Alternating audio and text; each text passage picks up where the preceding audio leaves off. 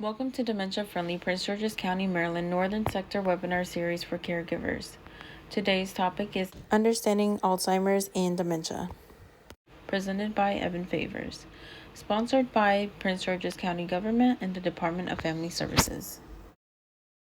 My name is Evan Favors. I am a junior nursing major, Spanish minor at Howard University, and this year I do have the pleasure of serving as a diversity, equity, and inclusion intern for the Alzheimer's Association at our National Capital Area chapter. It's been a great privilege of mine to serve as an intern for this chapter and to truly learn more about Alzheimer's and dementia and to be able to share information with community members like yourself. So in today's presentation, we're going to break down kind of the basis of understanding Alzheimer's and dementia for you all, and also how you can best apply this knowledge to your own personal life. So we can go ahead and get started with today's presentation. All right, so to get us started in the introduction of today's presentation, there are a few learning objectives that we'd like to cover with you all. The first being comparing Alzheimer's and dementia to one another. The two terms are often used interchangeably, but to better build a strong foundation of our understanding of each, it's important to understand their differences. So in today's presentation, we'll delve into that, and then we will also understand better how to recognize Alzheimer's disease as it affects the brain, and also listing the risk factors of Alzheimer's disease so that you can better understand how it may relate to you and the lives of your loved ones as well. So also identifying the stages of the disease. Alzheimer's disease is a progressive disease in which people who do have Alzheimer's will undergo different stages of the disease at different varying severities. Also, we will learn how to describe how scientists are working to advance research and also naming the resources that are available through the Alzheimer's Association for individuals who serve within the role of a caregiver or also individuals who are experiencing Alzheimer's themselves personally. So approximately how many Americans are currently living with Alzheimer's? Over 3 million, more than 6 million, about 8 million, or about 11 million? For today's presentation, we can choose about 8 million. And we'll see if that's incorrect or correct on the next slide.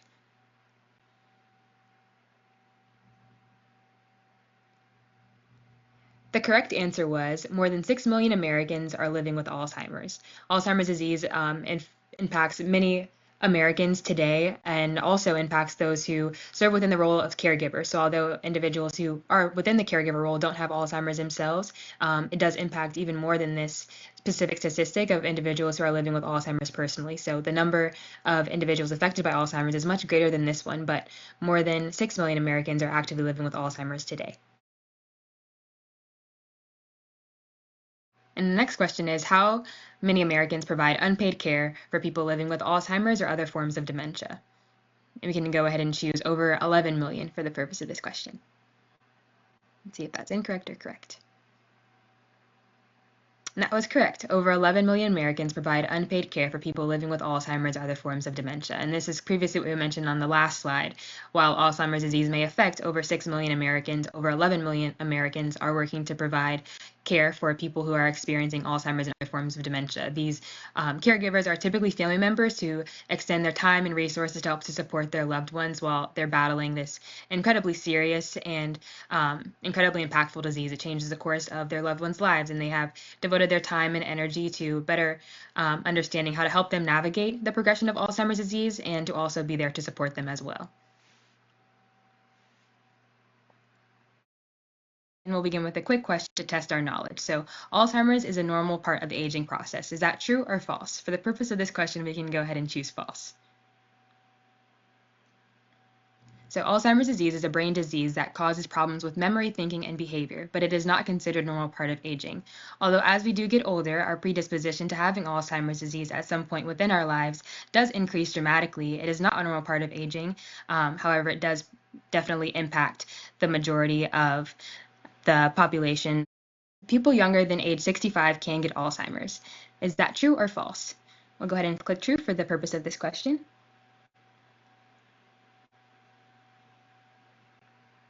And that is true. Although it is much less common, people younger than 65 can also develop Alzheimer's.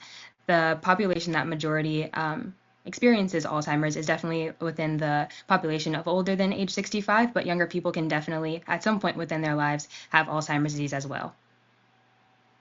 Dementia is the umbrella term. There are many possible causes of dementia, and Alzheimer's is the most common cause.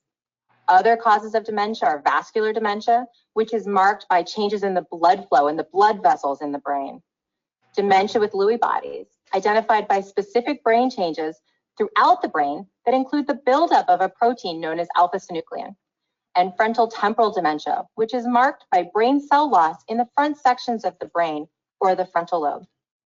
Each type of dementia may have distinct characteristics to cause specific behaviors in the individual, but there is also some overlap in behaviors among the types of dementia. All right, and next we'll hear a quick video about why an accurate diagnosis of Alzheimer's or dementia is important. Certainly, having the diagnosis of Lewy body was helpful in our planning because we began to understand where this was coming from in the brain, where otherwise we would not have known. Like we knew something was happening, but what was it? To give it a label actually helped, although it was a big umbrella.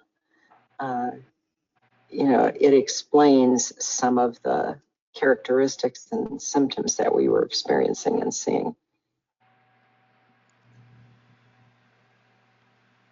All right, and so from those two videos, we've helped to understand the importance of differentiating between the different types of dementia as they appear within their symptoms and within the individuals that they do impact. So it definitely becomes important for you to speak with your healthcare provider or your physician to better understand what your collection of symptoms represents, whether that may be a form of dementia, whether that it is Alzheimer's, vascular, or even Lewy body's dementia. It's important to better understand how your symptoms are presenting and what umbrella term that could specifically fall under. So that way your treatment plan can be better catered to your specific symptoms and also what form of dementia you may be experiencing. So to better recap that, we can understand that dementia is a general term for a collection of symptoms that are severe enough to interfere with daily life. And Alzheimer's disease is specifically the most common cause of dementia. It is not considered a normal part of aging because it is a progressive brain disease, although it definitely does have a predisposition to impact older populations, and our risk of contracting Alzheimer's disease as we get older severely increases. It is not considered a normal part of the aging process, and it does progressively get worse as your symptoms worsen over time.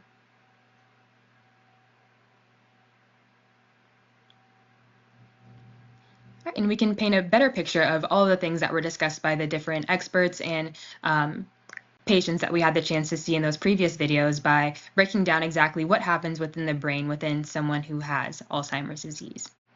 We're going to hear from this quick expert, Maria, to better understand how Alzheimer's takes place within the brain. Specific changes in the brain, what we now call the formation of plaques and tangles. Alzheimer's is a progressive brain disease that's marked by these key changes and impacts memory, thinking, and behavior. The brain has three main parts: the cerebrum, the cerebellum, and the brainstem. Each one plays a role in how the body functions. Alzheimer's disease causes nerve cells to die, which leads to brain tissue loss and causes loss of function and communication between cells. These changes can cause the symptoms of Alzheimer's, such as memory loss, behavioral issues, problems with thinking, planning, and at the end stage, swallowing.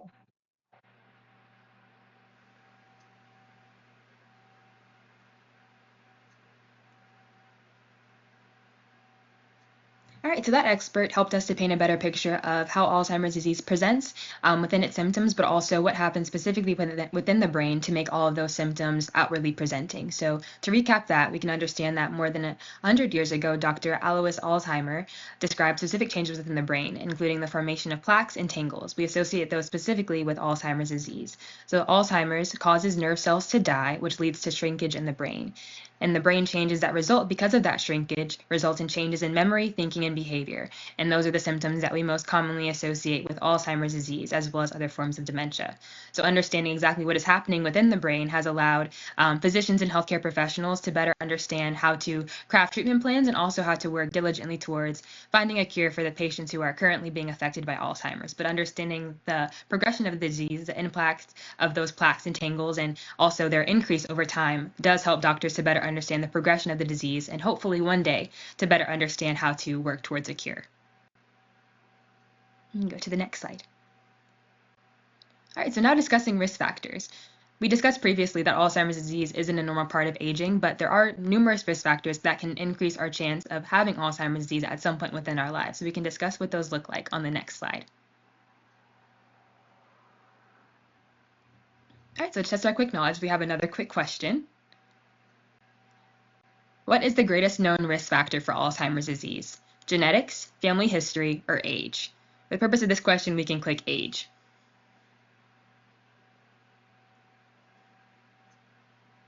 And that is correct. Although Alzheimer's is not a normal part of aging, age is the greatest risk factor for the disease. After age 65, the risk of Alzheimer's doubles every 5 years. 34% of people 85 and older have Alzheimer's. It's important to also understand that while genetics and family history are known as risk factors for Alzheimer's disease, age is the greatest known risk factor for contracting Alzheimer's disease at some point within your lives. And it's important to note that after the age of 65, your risk of having Alzheimer's disease doubles every 5 years. So it's important that we understand the other risk factors that contribute to Alzheimer's disease as well, but also noting that age is definitely the most known and most important risk factor out of these three.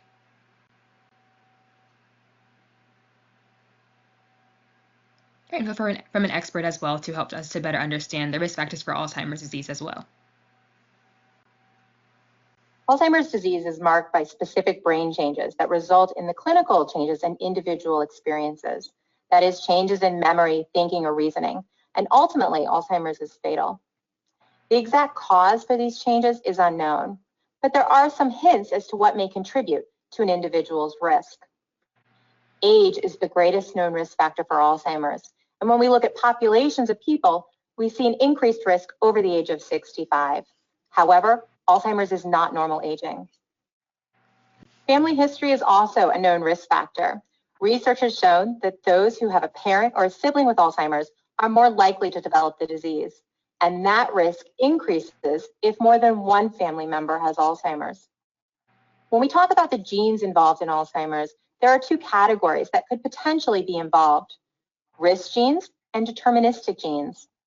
Risk genes increases an individual's risk for developing the disease, but does not guarantee that they will develop Alzheimer's.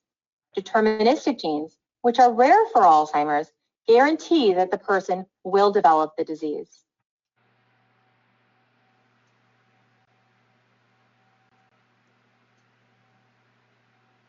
So as she mentioned, there are definitely other risk factors that do contribute to the potential to have Alzheimer's disease at some point within your lives. As mentioned, age, family history, and also genetic components definitely do predispose certain patients to having Alzheimer's disease at certain points in their lives. But also, there are specific populations that are at a significantly higher risk of having Alzheimer's disease. Black Americans are about twice as likely as white Americans to have Alzheimer's disease and other forms of dementia. Hispanic Americans are 1.5 times as likely to have Alzheimer's disease as white Americans, and almost 2/3 of Americans living with Alzheimer's disease are women. There are numerous factors that contribute to each of these different risk factors, whether that be genetic components that are associated with ethnicity and genetics, or even specific cultural components that impact the lives of women within America. Thinking about women being the head of the household and helping to manage different tasks within the family, a lot of that and the stress associated with it can predispose individuals to have Alzheimer's disease at some point within their lives. So it's important to consider the populations that are at higher risk and to better understand how we can treat those patients and also help to advocate for those patients as well.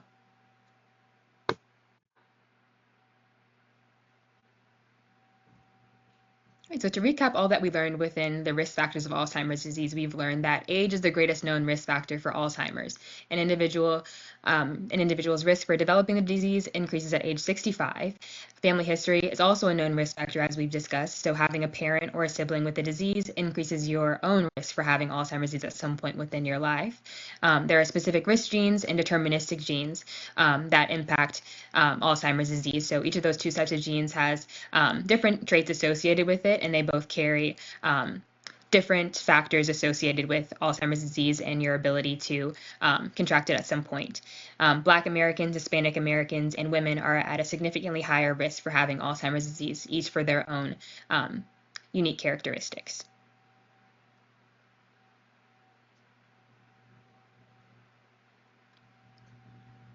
Right, so as we've discussed, Alzheimer's disease is known as a progressive brain disease. So there are numerous stages that an individual going through Alzheimer's disease will experience. You can see a progressive deterioration of their ability to perform day-to-day tasks over time. It can begin with things like losing your keys or misplacing things around your home, but the stages of Alzheimer's disease represent a progression of those tasks to things that are much more severe that do impact a person's ability to continue to live independently and to function as they once did previously. So we can discuss what those stages look like and helps paint a clearer picture of those for you all today.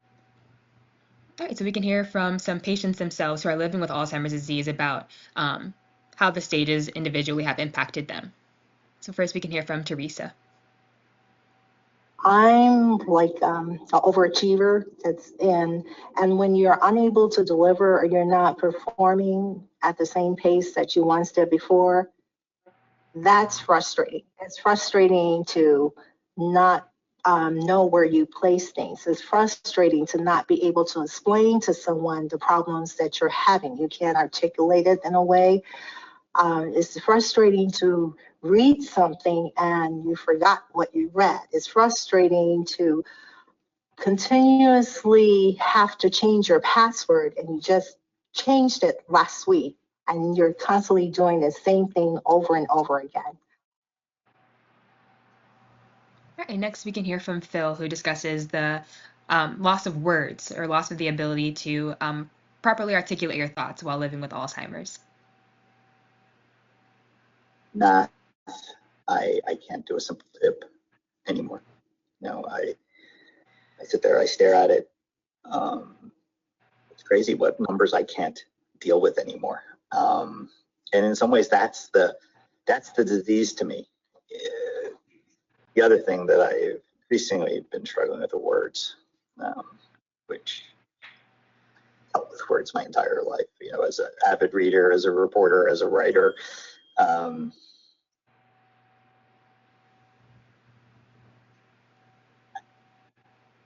I struggle with them now. Okay, next we'll hear from Tom, who is currently living with dementia with Lewy bodies, and see how his experience has looked like. I think the thing that surprises me the most about my dementia is that it is progressive, and I'm finding that I'm forgetting more. And they do memory tests for me all the time at the doctor's, and so that becomes a little disconcerting at times to see my cognitive impairment continue to decline. But again, I really have hope.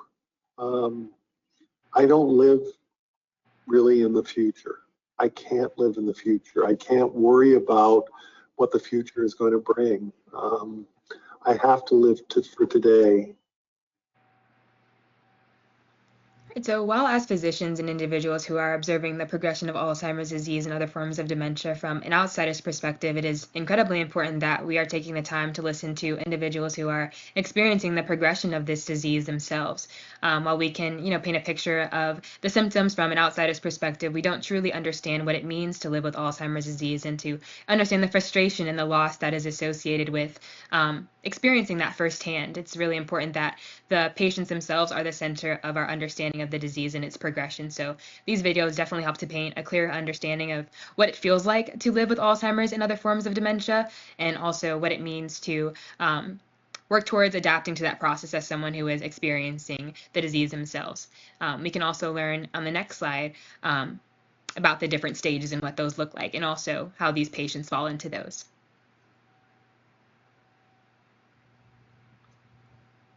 All right, so as we've discussed, Alzheimer's disease is a continuum. It is a progressive disease that displays different symptoms depending on what stage you are falling into. So there's asymptomatic, which means that there are no cognitive symptoms that are currently being displayed, but there are possible biological changes that are happening in the brain. So Alzheimer's disease can be a slow-growing disease in which you may be living in this asymptomatic stage for quite some time. However, there are changes that are happening in your brain that will eventually start to display symptoms.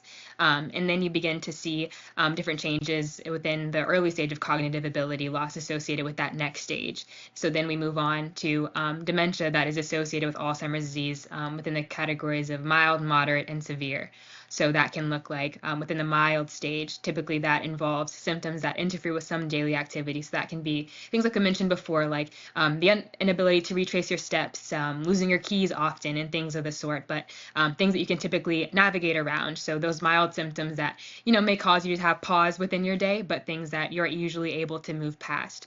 But once we do get to the moderate stage, those symptoms become significantly more pronounced, and that interferes with many more daily activities. So an individual who has Alzheimer's disease may begin to need help and assistance from their friends and their family, because of their inability to do and perform daily tasks that they may have been able to complete individually prior. So not being able to keep track of things that are important documents, or understanding when their appointments are and things of the sort, things that may have been much more quick to come to them are much slower now. So they may need extra assistance from the members within their community. And then we think of severe forms of Alzheimer's disease, or a severe point of progression in which those symptoms interfere with most daily activity. So individuals are no longer able to carry through their days without help and without assistance, and they are likely in need of great support throughout their days to complete their daily activities.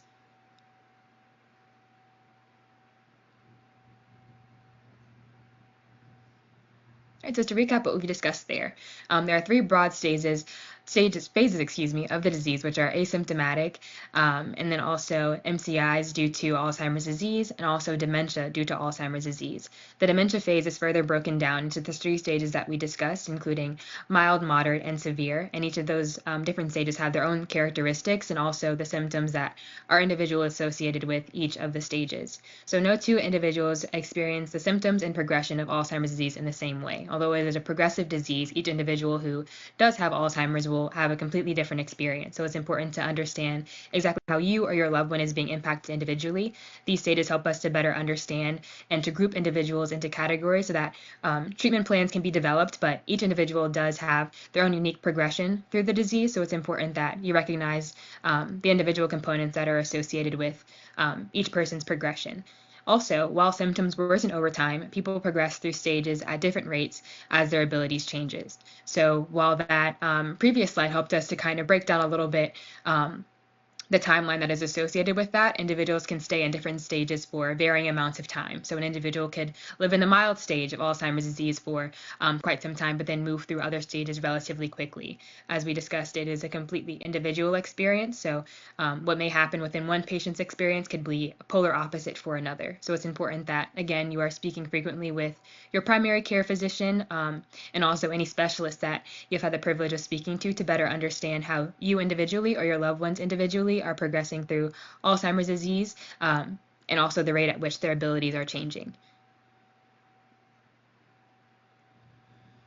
You can go to the next slide. All right, so now we can discuss FDA-approved treatments. So we've broken down a little bit today all of the risk factors that are associated with Alzheimer's disease, the differences between Alzheimer's and dementia, and also what specifically happens within the brain of someone who is experiencing Alzheimer's or other forms of dementia. But now we can discuss how all of that knowledge put together has helped to develop some really impactful treatments that have changed the lives of those who are experiencing Alzheimer's and other forms of dementia. So on the next slide, we can discuss what those look like.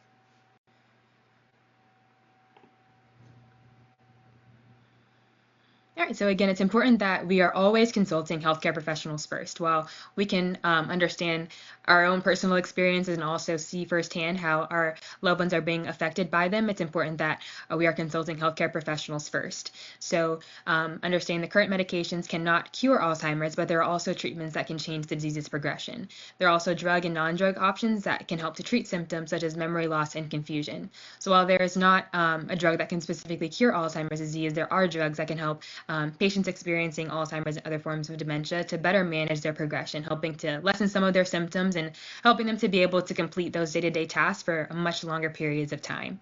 So the treatments that can be administered can come in the form of pills, patches, or even intravenously, and those can be prescribed by a healthcare professional.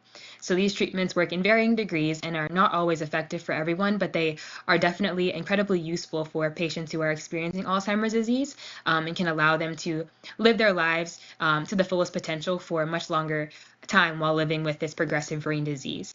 it's important that you are having conversations regularly with healthcare professionals to determine whether a specific treatment plan is more appropriate than another, and also understanding which ones may be most effective for you and your own personal experiences.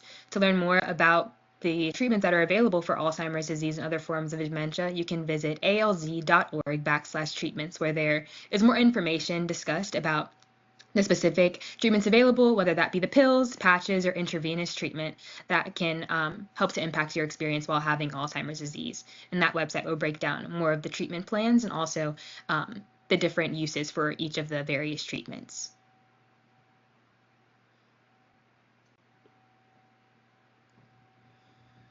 And then there are so many incredible research endeavors that have taken place that have made all of those FDA-approved treatment plans possible. So in working to advance Alzheimer's research, it's important that we are all investing actively into this specific scientific endeavor to make sure that at one day we can eventually see a cure for Alzheimer's disease, so that individuals no longer have to experience the progressively fatal disease without options for treatment.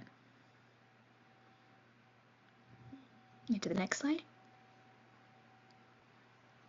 Right, so in instilling hope for the future, we can hear from a few different experts, whether that be care partners or doctors individually, about how we can better understand Alzheimer's research and invest in it actively. So first, we can hear from Dr. Heather Snyder. This is an incredibly exciting time in Alzheimer's and dementia research.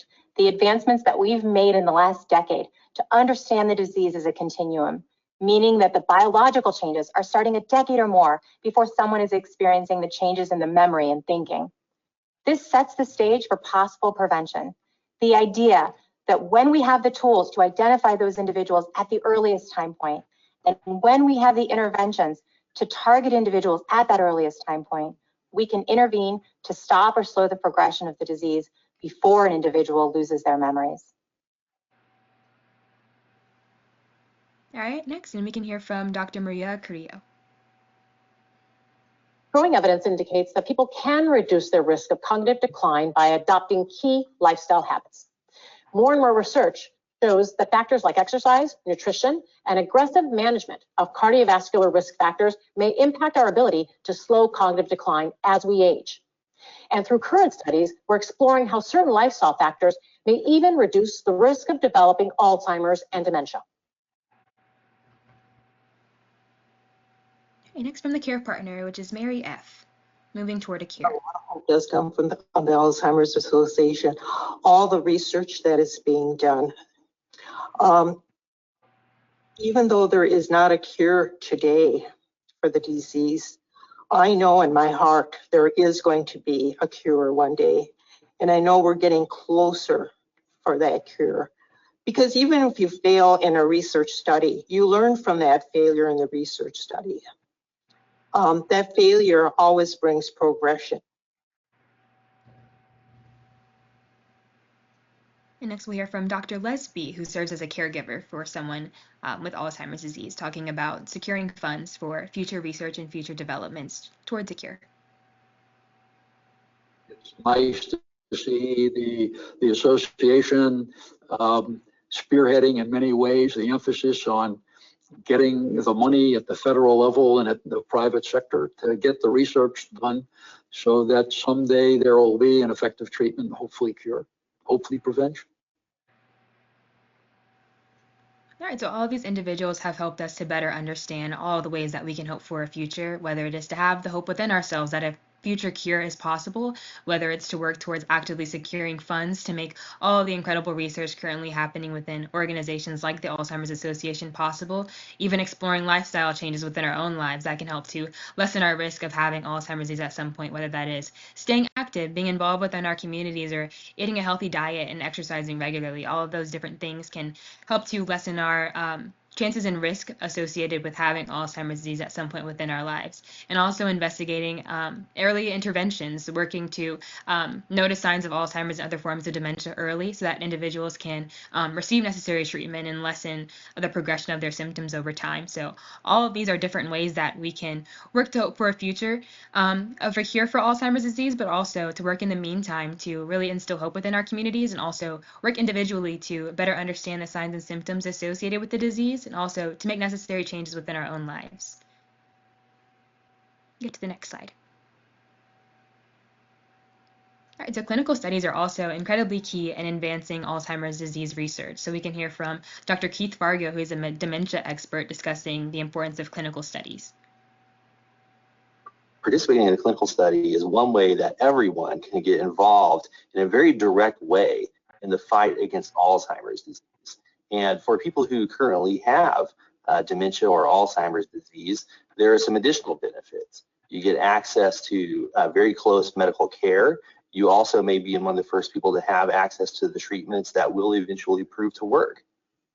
You might hear the phrase negative trial, which means it didn't hit the endpoint.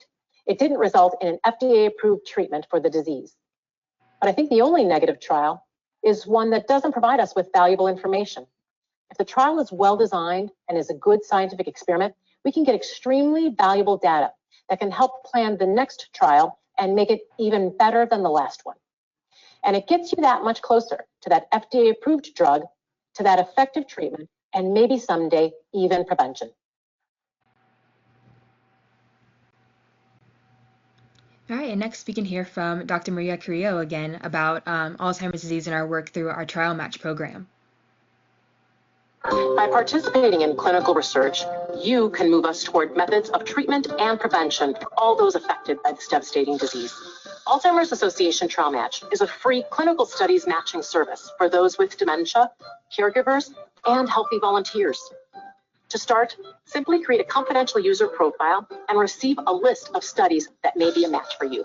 Don't just hope for a cure, help us find one. All right, so we can see in the first video, it's incredibly important that we have passionate individuals who are actively working towards finding a cure and individuals who actually believe that finding a cure is possible. I think that their hope for a better future for individuals dealing with Alzheimer's disease and other forms of dementia truly helps to make all of their work within clinical studies to be so much more effective. So to hear from Dr. Keith Fargo and also the other representative who was featured on that video definitely helps to instill hope within me and hopefully yourselves as well to better understand that there are individuals who are dedicated to finding a cure at some point and who are actively investing in the clinical studies that make all of that possible. And also learning more about Alzheimer's disease and our work individually to help to advance clinical trials associated with Alzheimer's disease through our trial match program. And also helping individuals who do have Alzheimer's disease to understand how they themselves can reap the benefits of the clinical trials that are currently available for Alzheimer's disease patients. So all of these clinical studies are incredibly key to advancing Alzheimer's disease research. And it's important that we know about them and all of the wonderful work that they are currently doing, because this work definitely does help to make a more promising future for us ahead as we work to find a cure for Alzheimer's disease. All right, so to recap all that we learned within those two videos, scientists have increased their understanding of Alzheimer's disease significantly over the last decade. We can see so many changes from the treatment plans that are offered to patients experiencing Alzheimer's disease to even having individuals who are actively investing and undergoing clinical trial and the research associated with them while living with the disease themselves. People living with dementia, caregivers, and healthy volunteers without dementia are actively needed for clinical studies in order to find methods of prevention, treatment, and ultimately a cure. Something that I'd like to mention and to emphasize to you all today is that you don't have to be someone who is actively experiencing dementia or Alzheimer's to play a role in clinical studies. It's important that we have individuals with healthy brains to better compare people living with Alzheimer's and dementia too. So caregivers and healthy volunteers are also needed for clinical studies. So there are so many ways that we can be actively involved in pushing the movement forward to finding that cure for dementia, even if we haven't experienced it ourselves. So also, both drug and non-drug studies are taking place across the country and online. And again, all of those things may actively benefit people living with Alzheimer's disease, but there are certainly ways that as caregivers and volunteers who have never experienced Alzheimer's and dementia can be actively involved within that process. You can research further at alz.org to learn more about our trial match program, as it is a free clinical studies matching service to help individuals who are interested in being a part of those clinical studies, whether as a volunteer or someone actually living with dementia, to understand how to become more involved within that space. We can go to the next slide. All right, so next we'll learn about all the wonderful work that we're doing at the Alzheimer's Association. I hope taking the time today to learn a lot more about Alzheimer's disease, its progression, the risk factors, what happens at a scientific and physiological level within the brain when an individual does have Alzheimer's disease. We've also heard from many experts about clinical trials and all of the different research that is currently being done to help to make treatment plans and more effective drugs for patients. It's important to understand all of the work that nonprofit organizations like the Alzheimer's Association are doing to help to advance all of these things as well. All right, so there are numerous resources that we can take advantage of if you are interested in learning more about Alzheimer's disease and the resources that we provide. So we are available wherever and whenever you need reliable information and support. You can find us via phone at our 24/7 hotline that is staffed with licensed professionals at 800-272-3900. You can also visit us online at alz.org to understand a little bit more in depth, of all the things that we discussed in today's presentation. Our website is stacked with resources and different educational materials that you can actively download and take advantage of. You can also find us in communities nationwide. While we are here representing the Alzheimer's Association National Capital Area Chapter, you can visit alz.org/CRF to better understand what communities and what community chapters may be available to you. Had a couple of phone calls that I've been able to make in to the call center when I've had a couple of quick questions that I wanted to ask. You know, there's been a couple of nights, 2 o'clock in the morning, you have questions, you have anxieties, and I was struggling dealing with them, and it's amazing. It was one of the best things I ever did was keeping the call center on my favorites now. Just to know that there's somebody you can call who is aware of what you're going through. When I went to the Alzheimer's Association website, which is alz.org, then I was trying to find out more about what was Alzheimer's, what really is this disease, what is younger onset Alzheimer's, what is dementia, is there a cure, how long has this been around, how many people are affected by this, where can I go for resources, where can I go for help, what do I do with this, how can I handle this? Is there more people like me out there? Is there someone that I can talk to if I need to? And there I found the support line that's 24 hours a day. There I found where I can go for workshops, where I can go and read things and postings that people have done, where I can find out what events is happening in the Alzheimer's Association, where I can see how it's affecting people around the globe. And next, learning about how we are actively involved in communities. To get there from Tom. Since I've been diagnosed with dementia, the one place that I know I can go to for assistance and help and support is to the Alzheimer's Association. There are people there that I know by name that I can contact if I'm having a difficult time or if I'm struggling to find some resource, that they will provide that to me. All right, so all of these resources are there to help you to feel as if you are not alone in your experiences associated with Alzheimer's and other forms of dementia. There are individuals and resources available within your communities, online, and even via phone that can help you to navigate anything that you may need information on or may need support maneuvering through.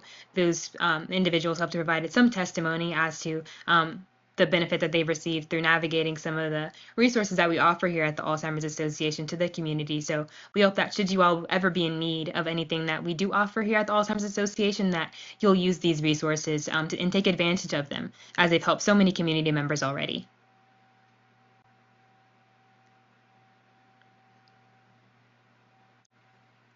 Right, and so what are the ways that you can join the fight? So we discussed all of these incredible efforts that are currently being done across the country, but what are some ways that you can join us here at the Alzheimer's Association in our fight to work towards a cure for Alzheimer's disease?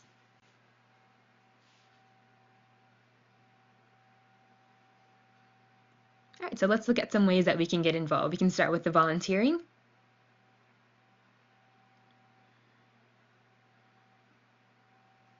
Right, so whether you can spare a few hours a week or make a more significant time commitment, you can consider volunteering with us here at the Alzheimer's Association. There are so many opportunities that are available, whether that means becoming a community educator and doing presentations like this one, or even joining your local walk committee to help to organize our annual walk to end Alzheimer's. There are so many ways that you can actively be in part of the Alzheimer's Association as an integral part of our organization as a volunteer.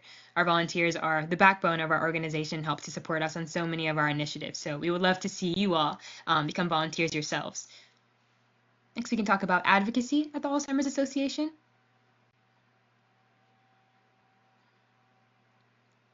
All right, so becoming an Alzheimer's Association advocate and speaking out on behalf of the needs and rights of those facing Alzheimer's disease. So it's important, as we mentioned, that we are not only speaking with community members who can actively donate financially to the work against Alzheimer's disease and its research, but also making sure that we are talking with lawmakers and individuals who are in federal spaces to advocate for more research and also more rights of those who are currently experiencing the disease themselves. So at alz.impact or alzimpact.org, you can learn more about all of the efforts that we are working on through our advocacy teams to reach out to individuals at a federal level to advocate for Alzheimer's disease and its end.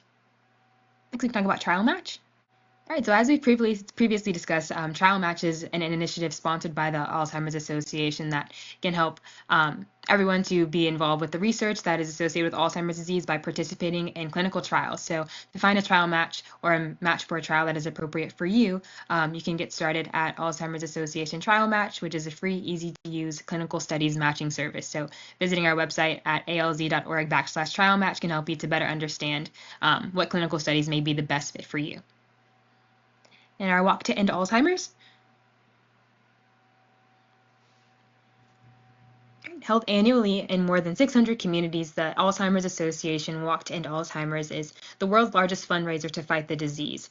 You can register today to raise awareness and funds to benefit Alzheimer's care, support, and research. At alz.org/walk, you can learn more about when these annual walks take place and also all the incredible ways that they've served to fundraise all of the efforts that we've discussed today. The walk itself is an incredible experience to be a part of a community who is actively interested in working to end Alzheimer's, whether they are caregivers, whether they are individuals who have the Alzheimer's disease themselves. It's really an impactful experience to be a part of, to see just the vibrant community that is interested in working towards our goals here at the Alzheimer's Association. Next, lastly, we can learn about the longest day.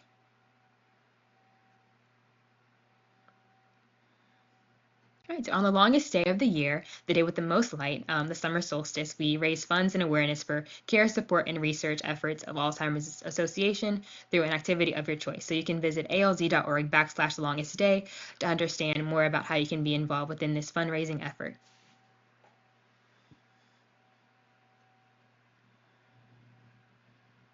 All right, and thank you all so much for listening to our presentation today. We hope that you've left with a better understanding of Alzheimer's and dementia, and that you now understand more about all the different ways that the Alzheimer's Association is helping to actively support the end of Alzheimer's and ultimately finding a cure for the disease itself. We hope that today's presentation was impactful for you all and that you have walked away with significantly more knowledge than you have